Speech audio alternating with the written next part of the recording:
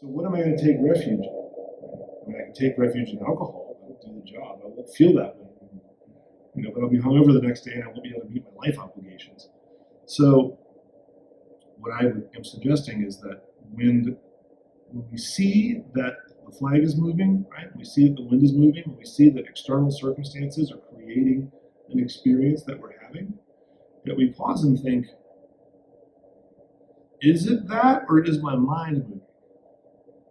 Because the observation that the mind is the thing that's moving makes all the difference.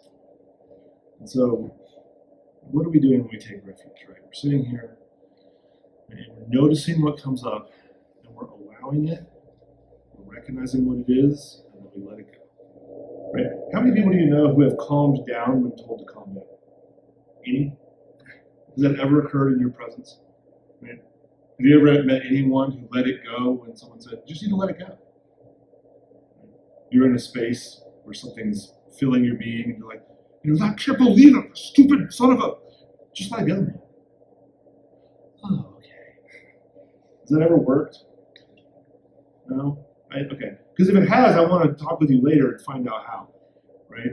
My experience is that nothing is let go ever unless you allow it. But then when you allow it, you have to also allow all of the baggage that comes with it. And then it gets metabolized, like the way that, this is going to be kind of a crude analogy, but when we have adverse experiences, it creates pathways in our brain and it creates toxicity around things that remind us of those experiences.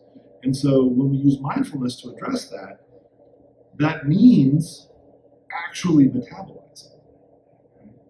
It's like if you have a shot of tequila, your liver has to metabolize it. It has to actually go through and deal with the toxins. And so meditation is the same in the sense that when there's toxic stuff in our consciousness, we have to sit with it. So this is where we talk about non-attachment, right? When I sit and I notice what is, if what is coming up is something negative or unpleasant, there's a way to sit with it without, we're not gripping it. We're not because that can be exhausting too, right? Someone who's like, I just have so much suffering. It's like Eeyore, right? Oh, woe is me, poor me, right? That doesn't work either, right? So it doesn't work to be like, oh, poor me. And it doesn't work to be like, everything's just wonderful and light and perfect, right? That doesn't work either. So what works? Well, what works is, and what this practice is about actually working with reality, right? So we work with what is. And we don't know what is until it is. So we can be, like an example I'll use for that is, many years ago I had a cat that I loved very dearly, and I had it for 16 years, and then it got very sick and I had to put it to sleep.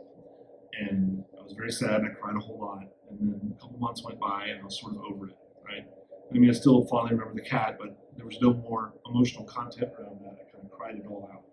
And then I was sitting on my couch with my wife, going through the mail, and there was this nice envelope, and I was like, what's this? And I opened it up, and I took it up.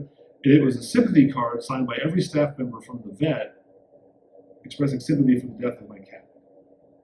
And I just started sobbing. And so that's sometimes what our mind is like, right? We're eating a burrito on a Tuesday, and then our mind is like, hey, what about this? And then it presents us with something that's exceptionally difficult to cope with. And so why does that matter? Right? Why is mindfulness important? Because I can pause and the part of me that can look at that is not the part of me that's taken over by it. So I can be present with that, and then I can allow what is, right? I can allow myself to be sad. I can allow myself to feel angry. I can allow myself to notice what is coming up. And when I'm in the process of noticing what's coming up, I'm taking refuge in my practice, and I'm not hijacked by it.